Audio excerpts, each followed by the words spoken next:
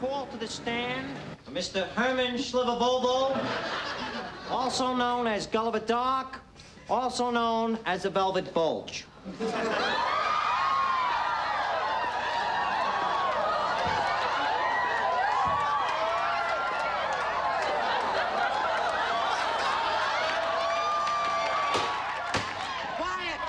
Quiet.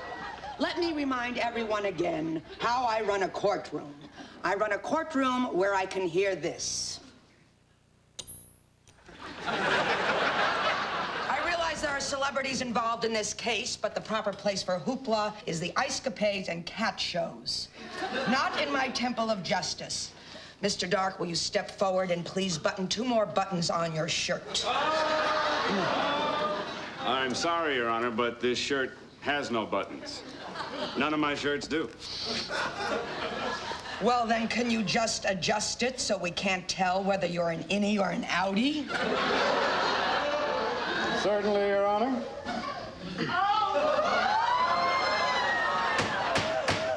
No murmuring. I apologize, Your Honor. It's just that after years in the public eye, I can no more conceal my animal sexuality than a black robe can conceal a real woman. I thought she said no murmuring. Mr. Gruen, would you like to spend the rest of the trial in leg irons so tight that they pucker your skin into those little red robes?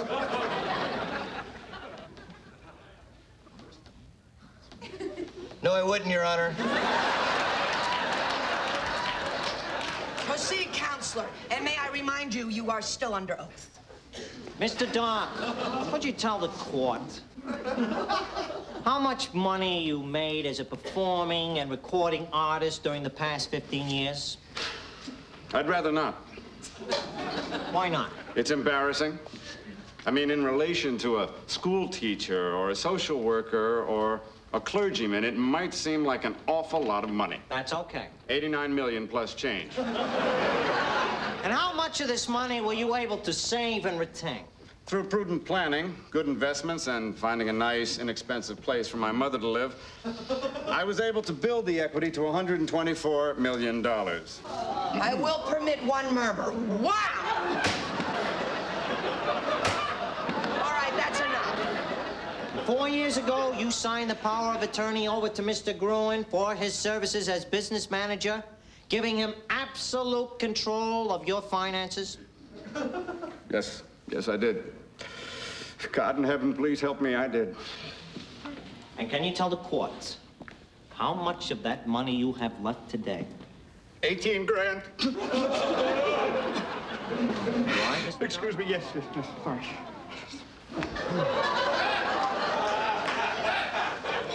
Are you all right?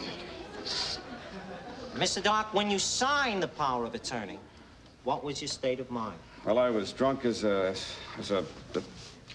Las Vegas headliner being fed liquor by a crooked business manager.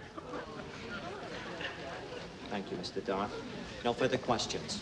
Any questions from the defense? There's just one question, Your Honor.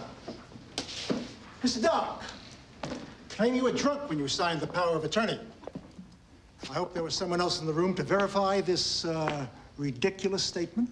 Just myself, Mr. Gruen, and his wife, Bonita. No further questions. Thank you, Mr. Dark. You may undulate down now.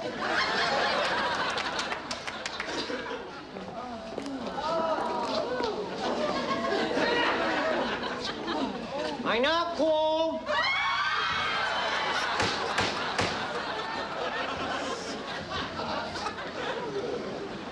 I now call Benita Carlisle Gruen to the stand.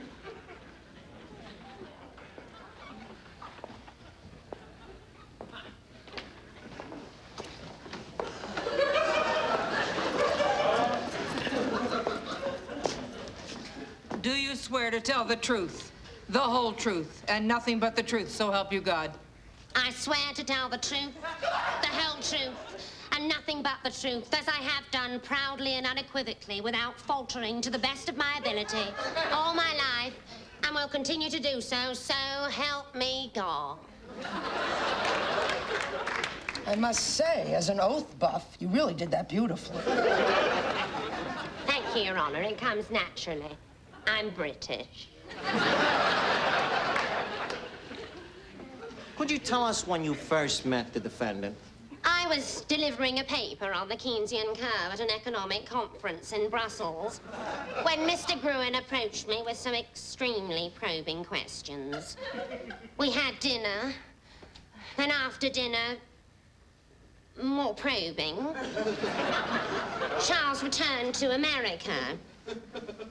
Our relationship deepened through faxes and modems until we reached the point where Charles flew to London and proposed. It was with great pride that I accepted. We were subsequently married, and I sold my flat in St. John's Wood and bought us a home in Toluca Lake, California. And I stand here now, still proud to be Mrs. Charles Gruen. That's very touching. But are you also proud to be Mrs. William Norton? I beg your pardon? That's one of the 3 names that he used. Would you like me to elaborate? No. When a passing carriage splatters your skirt with mud, you don't examine the filth, you just brush it off. You have an admirable regard for the defendant. Yes. I love him. In the words of Ernest Dowson, they are not long, the days of wine and roses. Out of a dream, a misty dream, our path emerges for a while, then closes within a dream. Ditto for me, doll. Quiet. Now, Mrs. Gruen, were you in the room with your husband and Gulliver Dock when he signed the power of attorney, Exhibit B? Yes, I was. And did Mr. Gruen use liquor to cloud Mr. Dock's judgment?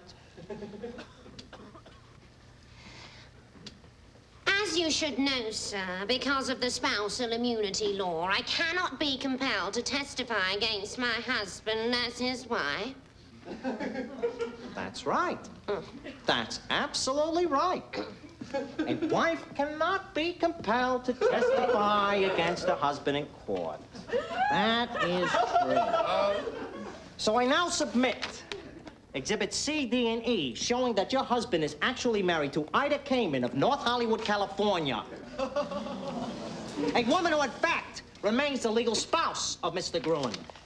Therefore, Your Honor, I ask a ruling that she be compelled to testify against this man as he is not legally her husband.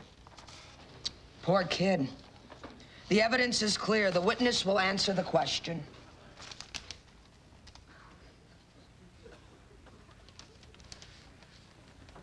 Charles, is this true? Oh. You see, it's not true. It's not true. Answer the question, my dear. Must I?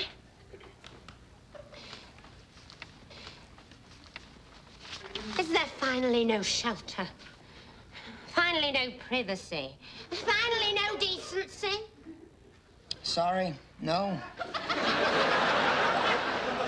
Was there any indication that Mr. Gruen used alcohol to impair Mr. Dock's judgment so he would sign the power of attorney? You must answer. Well, it might seem so if Charles's comment were taken out of context. Oh, and what comment was that? He said, let's get him drunk as a skunk, have him sign the thing, then turn him upside down and shake him till the last dime jingles out of his shorts. But that was just Charles's sense of humor, and,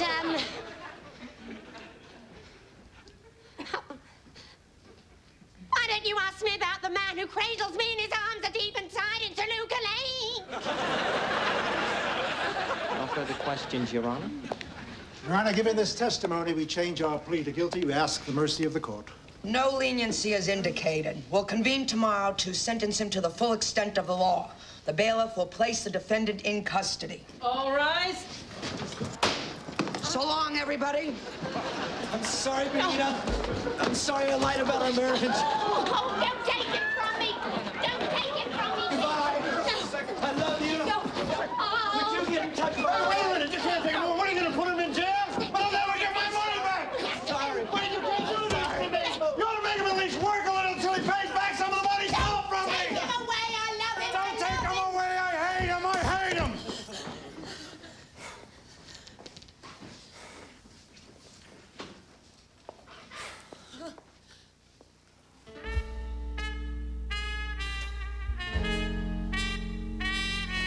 The night is bitter.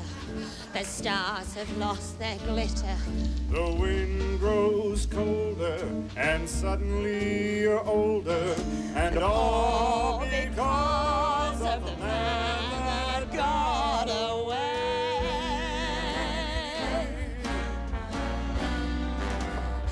No more his eager call. The writings on the wall. The dreams you dreamed have all gone astray.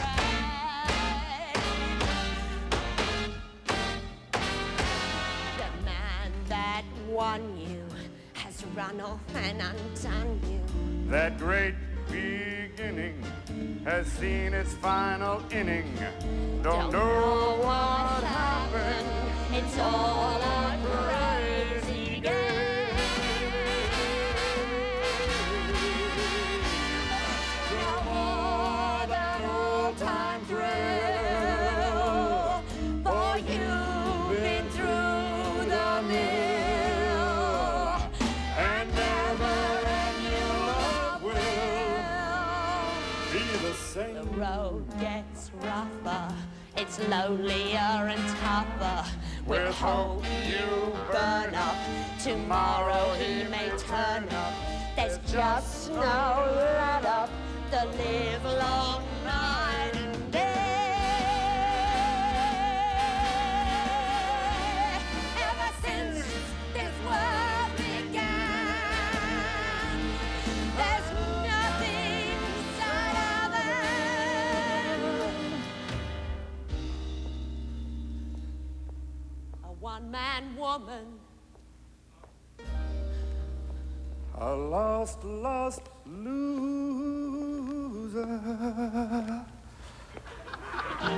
Looking for the man that God